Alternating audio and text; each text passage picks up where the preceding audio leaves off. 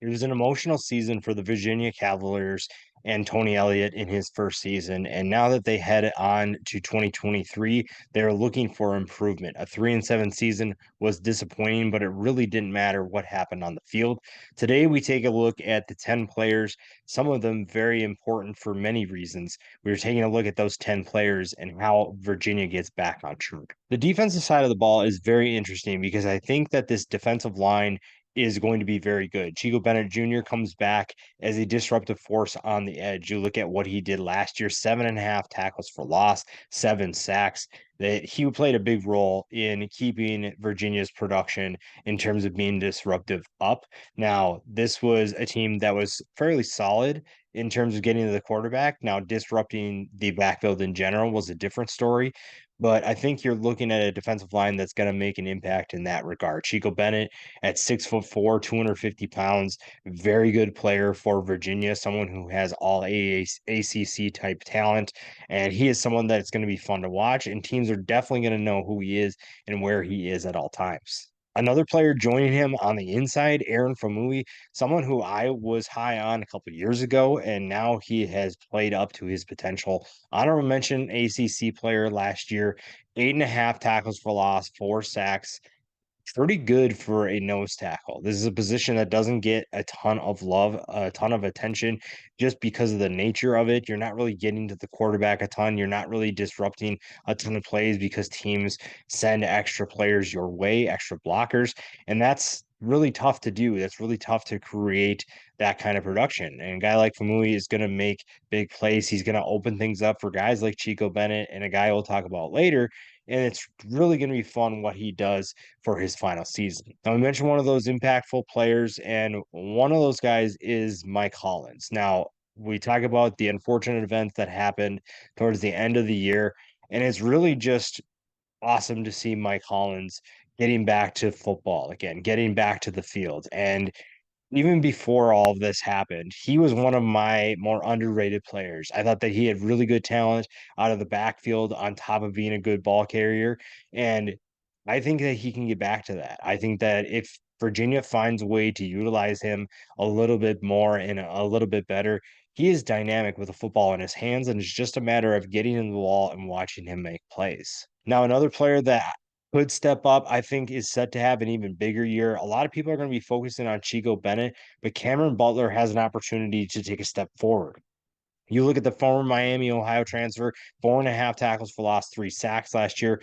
Maybe not the production you wanted, but I think that he has an idea of what ACC play looks like. He and maybe it was a transition year where you're coming from the MAC, which is a significant step below the ACC. You figured out how teams play, the pace of the game, and I think that he has a chance to be really fun this year. I think that he has a good size on the edge, and this is a defensive line that's going to create some mismatches. And guys like Cameron Butler are going to get a lot of opportunities to face one-on-one matchups, and that's going to be huge. A big addition from the transfer portal, Tony Elliott went back to his old team in Clemson to get Kobe Pace in the transfer portal. Now, this is a guy at one point who was challenging for the starting position against some elite running backs for Clemson, and now he gets a chance to take over the starting position at running back. Now, it's going to be a very talented running back position for the Virginia Cavaliers in 2023. And Kobe Pace is just one of the guys. Now, he's the most talented of the guys we're going to talk about today. And it's just a matter of getting him the carries, getting him in space, and getting the ball in his hands. He's a great playmaker. We've seen what he can do at Clemson. And if you can do it at Clemson, you're going to find a lot of more opportunities at Virginia. One thing that kind of flew under the radar was Virginia was fairly solid at stopping the pass. You look at they were 30th in yards per game, and guys like Jonas Sanker played a role in that. Now you're losing quite a bit of talent in the secondary this year, but I think that you still return quite a few players that can step up, and Sanker is one of those guys, an experienced player that can take on a new leadership role. That's going to be different for him. But I really like this is really just kind of an underrated team. I think they have a good story off the field, and I think that they have a good story on the field as well. This is a program that is kind of down in the dumps, and it's up to them to take a step forward. Now, Tony Elliott didn't exactly inspire a ton of confidence out of this group, and the offense took a step back, and we'll talk about that in a little bit. But I think this group can it can build on that underdog role, really embrace that role. And if they're able to do that, then it's going to be fun to see what they can do to kind of shock people this year. When you've watched Virginia in the last couple of years, wide receiver and tight end have been really just one of the more intriguing positions for the Cavaliers. Now, most of those players are gone. What do you do when Dontavian Wicks isn't on there anymore? What do you do when Jelani Woods is gone? What do you do when Keaton Thompson is gone? You add players like Malik Washington, who maybe don't have that size of those other guys, but he can be a productive, explosive player for this team. I think that he was on a Northwestern team that had an offense that really wasn't ever going to go anywhere. And now you get on a Virginia team that is looking to take a step forward in terms of their offense as well. Now, obviously, you have to figure some things out in terms of skill positions. The quarterback position has to be figured out as well.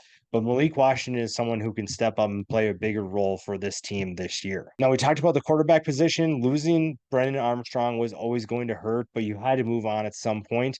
So you go and get Monmouth quarterback Tony Muskett. Now, the production from 2022 wasn't as good as what we saw in 2021, but I think you're still getting a guy who's pretty solid, who knows what he's doing, and maybe fits what Tony Elliott wants to do a little bit more. 2021 completed 65% of his passes, over 2,600 yards, 25 touchdowns, and just 6 interceptions. Now, going from the FCS level to the Power 5 level is a significant jump, but I think that you're going to like what you see from Tony Muskett. Now, again, a lot of this is going to depend on the group that is the offense as a whole. But Tony Muskett is someone who can make this offense better. And I'm really excited to see what he can do for Virginia this year and for what he can do for Tony Elliott's system in 2023. We go back to that secondary. TAYVONN Kyle comes in from Iowa State, a pretty solid career in terms of production, especially because he hasn't seen the field a ton. 76 tackles, 7 tackles for loss, 11 passes defended, has good production despite not having a ton of experience. And this again is a secondary that was fairly solid at stopping pass for the most part. Now you're going to find ways to get new guys on the field, and what do they do to continue that production, to continue that success? This is a defense that's going to have to step up early on, and with the linebacker position kind of up in the air, the secondary and the defensive line really have to step up. And then finally, we have Paris Jones. Again, we talked about the other two running backs in Kobe Pace and Mike Hollins. Paris Jones is yet another option for this offense. This is an offense that's going to want to run the football quite a bit, especially after what we saw last year. You're going to want to get that bad taste out of your mouth in terms of being 102nd in yards per game just simply isn't acceptable, especially for a Tony Elliott offense that wants to run the football. You have too many good guys at the running back position now that can step up. And honestly, it'll be unacceptable to see anything less than a more successful season in 2023. Now, Virginia has a lot of work to do in terms of replacing talent, getting back on track, and figuring out what does life look like after what happened last year. Now, this is the perfect underdog story. They have the great story off the field. They have the underrated talent on it. And it's just a matter of putting it all together and finding a way to win more games than they did last year.